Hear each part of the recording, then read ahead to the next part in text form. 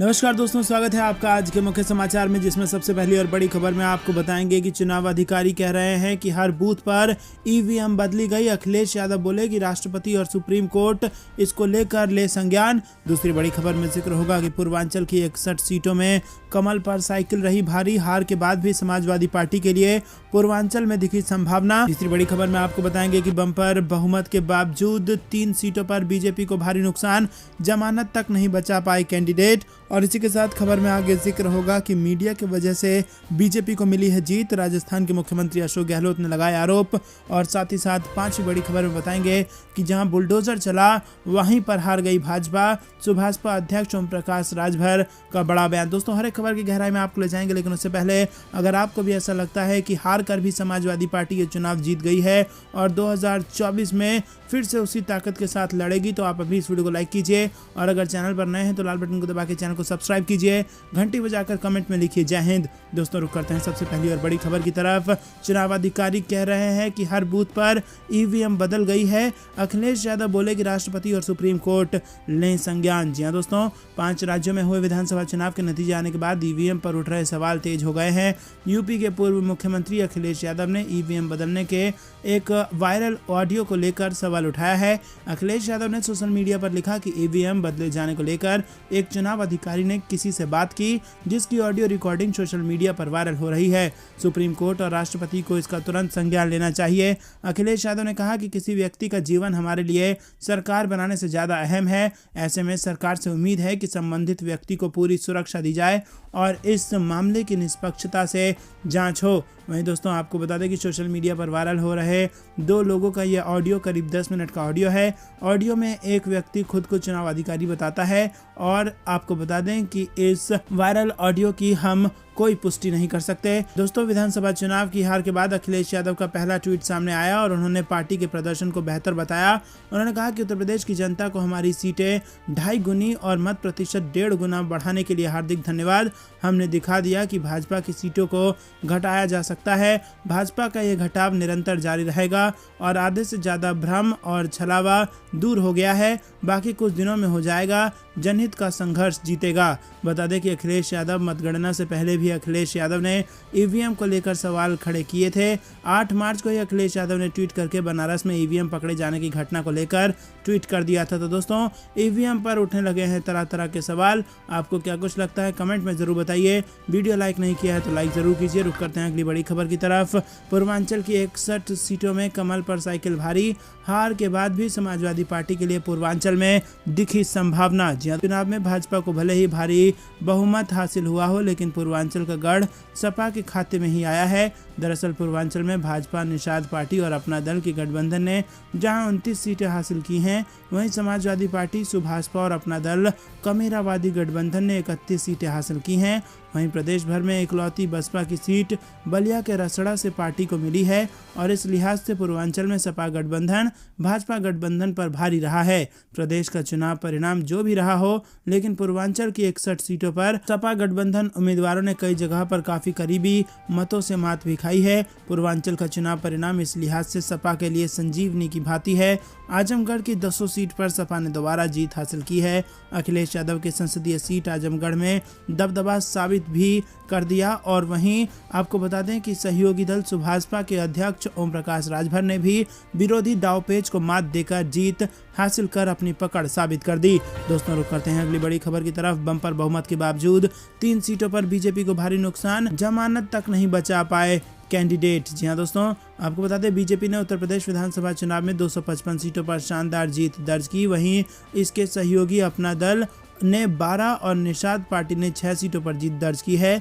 और इस बड़ी जीत में भी 3 सीटें ऐसी थी जहां बीजेपी अपनी जमानत भी नहीं बचा पाई। जहां दोस्तों, कुंडा की लड़ाई में हार गई भाजपा और इसी के साथ बलिया में बसपा से हार गई बीजेपी और मल्हानी में सपा ने धनंजय सिंह को हरा दिया। रुक करते हैं अगली बड़ी खबर की तरफ। मीडिया की वजह से बीजेपी को मिली जीत। राजस्थान के मुख्यमंत्री अशोक गहलोत ने लगाया ये आरोप। जी हां दोस्तों, बीते गुरुवार को 5 राज्यों में चुनावों के नतीजे आ गए हैं, जहां 4 राज्यों में भाजपा को जीत हासिल हुई है। इस बीच राजस्थान के मुख्यमंत्री अशोक गहलोत ने उत्तर प्रदेश में बीजेपी की जीत के लिए मीडिया को जिम्मेदार ठहराया है।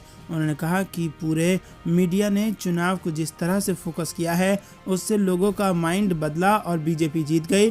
दरअसल गहलोत ने दांडी यात्रा की स्मृति में यात्रा निकाली थी और यही उन्होंने ये बात कही और इस यात्रा में उनके साथ कांग्रेस कार्यकर्ता शरीक हुए थे। ये यात्रा शांति और अहिंसा निदेशालय, खादी बोर्ड, JLN मार्ग से गांधी सर्कल तक निकाली गई। वहीं आपको बता दें कि मुख्यमंत्री ने कहा कि यात्रा का मकसद दुनिया और देश में अमन शांति, यूक्रेन रूस युद्ध की शांति है और हमें गांधी के मार्ग पर चलने की जरूरत है। रुक करते हैं अगली बड़ी खबर की तरफ, जहां बुलडोजर चला वहीं पर बीजेपी हारी। सुभाषपा अध्यक्ष ओम प्रकाश राजभर का बड़ा बयान। यूपी में विधानसभा चुनाव के परिणाम आ चुके हैं। भाजपा ने भारी बहुमत से जीत हासिल की है और जहां भाजपा गठबंधन 273 सीटें जीतने में कामयाब हुआ, वहीं समाजवादी पार्टी ने 125 सीटों पर जीत दर्ज की। भाजपा छोड़ समाजवादी पार्टी से चुनाव लड़ने वाले सुहेलदेव भारतीय समाज राजभर ने कहा कि जहां जहां बुलडोजर चला वहां वहां बीजेपी हार गई चुनाव। बता दें कि ओम प्रकाश राजभर ने गाजीपुर की जहूराबाद सीट से चुनाव जीता है लेकिन गठबंधन चुनाव हार गया है। वहीं आपको बता दें कि उन्होंने कहा कि वो लोग बुलडोजर बुलडोजर चिल्ला रहे हैं, लेकिन ये भी याद रखें कि जहां जहां बुलडोजर चला है वहां इसका जनता पर कोई असर नहीं हुआ। मऊ, गाजीपुर, आजमगढ़ और रामपुर में बुलडोजर चला, लेकिन आप नतीजे देख लीजिए। दोस्तों रुक करते हैं अगली बड़ी खबर की तरफ। मुकेश सहनी ने भाजपा को दी चेतावनी, कहा हिम्मत है तो मुख्यमंत्री नीतीश कुमार से इस्तीफा मांग कर दिखाएं। बिहार के पशुपालन और मत्स्य संसाधन मंत्री सह विकासशील इंसान पार्टी के संस्थापक मुकेश सहनी ने कहा है कि भाजपा को अगर हिम्मत है तो मुख्यमंत्री नीतीश कुमार से इस्तीफा मांग कर दिखाए, क्योंकि नीतीश कुमार की पार्टी जनता दल यूनाइटेड ने उत्तर प्रदेश और मिजोरम में भाजपा के खिलाफ चुनाव लड़ी है। सहनी ने आगे कहा कि उन्हें कमजोर समझकर इस्तीफा मांगा जाता है, लेकिन हमारी पार्टी ने बिहार में नीतीश कुमार की सरकार बनाने में अहम भूमिका निभाई थी और हमने अपने 4 विधायकों का समर्थन लिखकर राज्यपाल को दिया था। झारखंड की राजधानी रांची में पत्रकारों से बातचीत के दौरान सहनी ने ये बातें कहीं और सहनी ने कहा कि हर पार्टी को कहीं से चुनाव लड़ने का हक है और उनकी पार्टी भी उत्तर प्रदेश में चुनाव लड़ अपना जन आधार बनाया है। सहनी ने कहा कि पार्टी निषाद समाज के हक और अधिकार की लड़ाई लड़ रही है, आगे भी ये लड़ाई जारी रहेगी। उन्होंने कहा कि वो झारखंड में सत्ता नहीं बल्कि निषाद और अति पिछड़ों को हक और अधिकार की लड़ाई लड़ने आए हैं। दोस्तों रुक करते हैं अगली बड़ी खबर की तरफ। पंजाब में आम आदमी पार्टी सरकार बनने से पहले बड़ा फैसला, सभी पूर्व मंत्रियों और विधायकों की सिक्योरिटी वापस लेने के दिए आदेश। जी हाँ दोस्तों, आम आदमी पार्टी के मनोनीत CM भगवंत मान के नेतृत्व में पार्टी की सरकार बनने से पहले पंजाब पुलिस ने एक बड़ा फैसला किया है। राज्य के सभी पूर्व मंत्रियों और पूर्व विधायकों को वापस लेने के आदेश जारी कर दिए गए हैं। पंजाब के नवनिर्वाचित मुख्यमंत्री भगवंत मान ने सत्ता संभालने से पहले पूर्व मंत्रियों, पूर्व विधायकों और विभिन्न राजनीतिक दलों के पूर्व अध्यक्षों की सुरक्षा वापस लेने का फैसला किया था। ADGP सुरक्षा पंजाब की ओर से दिशा निर्देश जारी किए गए हैं। पंजाब की पूर्व चन्नी सरकार में मंत्री रहे लगभग सभी विधायकों की सुरक्षा वापस लेने के आदेश जारी कर दिए गए हैं और इन VIP की सुरक्षा में 400 से ज़्यादा विभिन्न बटालियन और कमांडो फोर्स के कर्मचारी लगे हुए थे। सुरक्षा को तत्काल प्रभाव से वापस लेने के आदेश जारी कर दिए गए हैं। ADGP ने ये आदेश सभी पुलिस प्रमुखों को भेज दिया है। पंजाब के आम आदमी पार्टी को प्रचंड बहुमत मिली है और पार्टी ने 117 विधानसभा सीटों में से 92 सीटों पर जीत हासिल की है।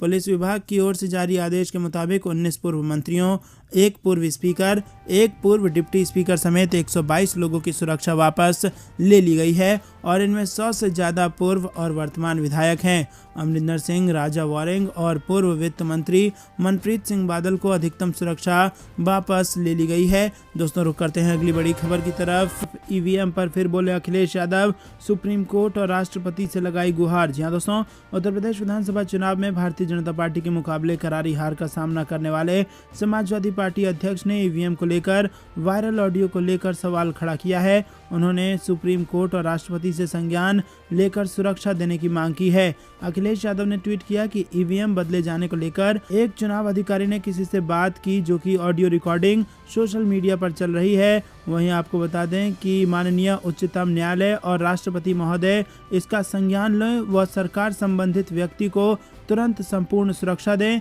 किसी एक व्यक्ति का जीवन हमारे लिए सरकार बनाने से ज़्यादा अहम है। दरअसल सोशल मीडिया पर दो व्यक्तियों की बातचीत का ऑडियो वायरल हो रहा है, जिसमें एक व्यक्ति खुद को टीचर बताते हुए कहता है कि उसकी चुनाव में ड्यूटी लगी थी और उसने देखा कि ईवीएम बदल दिए गए, और वो दावा करते हुए कहता है कि सपा की सरकार नहीं आएगी, बीजेपी जीतने जा रही है क्योंकि ईवीएम बदल दिए गए हैं। वो खुद को सपा समर्थक बताते हुए कहता है कि स्ट्रांग रूम में पहुंचने से पहले ईवीएम बदल दिए गए। लेकिन दोस्तों, हम इस वायरल ऑडियो की पुष्टि नहीं करते। दोस्तों, रुक करते हैं अगली बड़ी खबर की तरफ। ईवीएम नहीं, पोस्टल बैलेट में भी केशव प्रसाद मौर्य को मिली हार। जी हां दोस्तों, उत्तर प्रदेश विधानसभा चुनाव 2022 के नतीजे आ चुके हैं और प्रचंड बहुमत के साथ भाजपा ने सरकार बना ली है। लेकिन इस चुनाव में बीजेपी को बड़ा झटका लगा है। सूबे के डिप्टी सीएम केशव प्रसाद मौर्य अपने गढ़ में ही मात खा गए हैं। कौशाम्बी जिले की सिराथू सीट से ताल ठोकने वाले केशव प्रसाद मौर्य को सपा अपना दल की संयुक्त प्रत्याशी